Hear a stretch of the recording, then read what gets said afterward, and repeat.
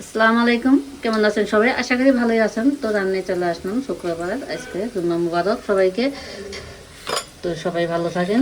তো এখন রান্নায় চলে আসছি। তো কি কি রান্না করবো তো আপনার সাথে শেয়ার করে দিচ্ছি। এখানে যে পোলাও চাল ধুয়ে রেডি করে নিয়েছি পোলাও রান্না করার জন্য। এখানে গরু মাংস রেডি করে নিয়েছি আর সব মশলা রেডি করে নিয়ে নিয়েছি। তো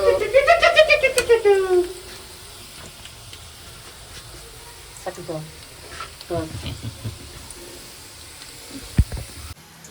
আসসালামু আলাইকুম, কেমন আছেন সবাই? আশা করি ভালোই আছেন। তো আজকে শুক্রবারে রান্না, তো শুক্রবারে কি রান্না করবো তো আপনার সাথে শেয়ার করে নিচ্ছি। এখানে আমি এই যে পোলাও চাল নিয়ে নিয়েছি, ধুয়ে রেডি করে নিয়েছি। আর এখানে নিয়ে নিয়েছি গরুর মাংস আর মশলা সব রেডি করে নিয়ে নিয়েছি। তো চুলায় কড়াইটা বসাই দিয়েছি। এখানে যে পেঁয়াজটা ভাজা হয়ে গেছে, তো এখানে এখানে সবগুলো মশলা দিয়ে দিচ্ছি।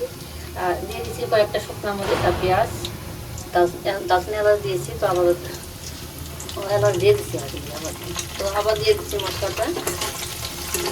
তো এখন দিয়ে দেবো, পেঁয়াজটা ভাজা হয়ে গেছে। তো এখন আমি মশলাগুলো দিয়ে দিচ্ছি। তো এখানে মাংস মশলা সবগুলো আমি একসাথে ব্লেন্ড করে নিয়ে নিয়েছি। তো এটা পরিমাণ মতো দিয়ে দিচ্ছি। তো দিয়ে দিলাম, দারচিনি এলাচটা দিয়ে দিলাম। আর এখন দিয়ে দিচ্ছি আমি এখানে জিরে গুঁড়া ধনিয়ার গুঁড়া আমি একসাথে করে নিয়েছি, এটাও দিলাম। আর জিরে কিন্তু আমি বাটাও দিয়ে দিয়েছি মাংস মশলার সাথে। আর এটাও আমি পরিমাণ মতো দিয়ে দিলাম। পরিমাণ মতো হলুদের গুঁড়া, পরিমাণ মতো দিয়ে দিলাম লাল মরিচের গুঁড়ো। আর এখন দিয়ে দিচ্ছি স্বাদ মতো লবণ।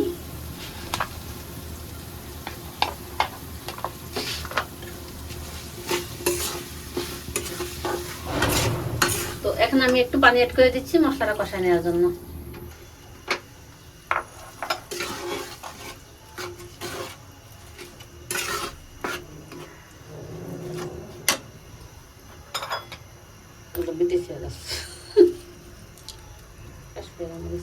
তো এখানে কয়েকটা লবঙ্গ আর গোলমরিচটা দেওয়া মনে ছিল না, তো এটা দিয়ে দিলাম। তো এই যে মশলাটা কষানো হয়ে গেছে। আর এখন আমি দিয়ে দিলাম মাংসটা দিয়ে দিলাম।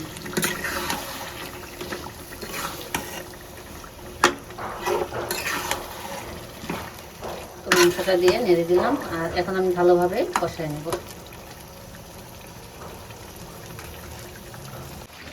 তো এই যে মাংসটা কষানো হয়ে গেছে। আর এখানে এটা আমি আলুও দিয়ে দিয়েছি কয়েকটা। এখন থেকে নতুন আলু, মিষ্টি না কিন্তু আলুটা এখন নতুন দেখি কয়েকটা আলু দিয়ে দিলাম মাংসের সাথে। আর আজকের মাংসটা আমি এই যে একটু জল জল করবো, মানে রেজালার মতো করে রান্না করব। তো এই যে কষানি হয়ে গেছে। আর এখন আমি এখানে গরম পানি করে রেখেছি, গরম পানি দিয়ে ঝোলটা দিয়ে দেবো।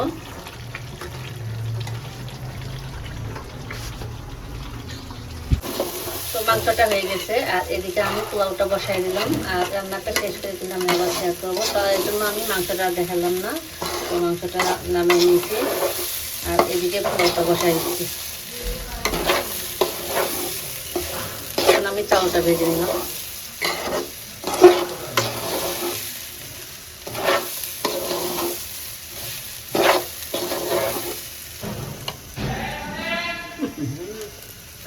এই যে আমার তরকারিটাও হয়ে গেছে। আর এদিকে এই যে পোলাওটাও হয়ে গেছে। তো আজকে শুধু এক তরকারি, টেস্ট ছিল না, শুধু মাংস পোলাও করে নিলাম। আর রান্না করা আছে, ছোটো মাছ আছে। আর এখানে একটু মুরগির ঝোল আছে। তো দুপুরের মতো রান্নাটা শেষ। তো এখন খাবার জন্য রেডি করে নেব। তো এই যে খাবার জন্য রেডি করে নিলাম। আর আমাদের ডাইনিং টেবিল কিন্তু বিছনার মধ্যেই খাওয়া দাওয়া হচ্ছে। সব কিছু রেডি করে নিলাম খাবার জন্য। তো আজকে শুধু পোলাও মাংস, ছোটো মাছ তরকারিটা বাই করো, ভাত আছে না? তো ভাত, ছোটো মাছ, আর এদিকে পোলাও করা হয়েছে যে এটা খায়।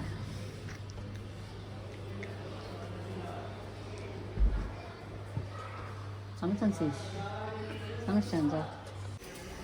তো সন্ধ্যার সময় চলে আসলাম নাস্তা বানাইতে। তো নাস্তা কি বানাবো, তো একটু চাউলের গুঁড়া ছিল, তো চাউলের গুঁড়া দিয়ে কয়েকটা তেলে পিঠে বানিয়ে নিচ্ছি। এই যে তো পিঠাগুলো কিন্তু সুন্দরই হচ্ছে। আর এখানে একটা ভালো আছে।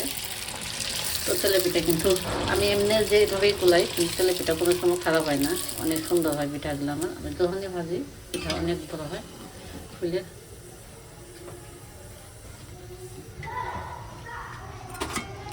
মিষ্টি ঠিক আছে না?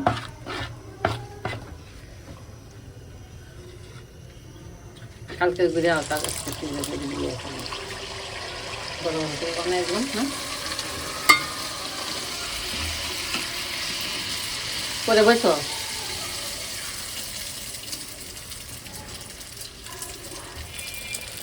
তো এই যে এখন বাকি পিঠাগুলো ভেজে নেব।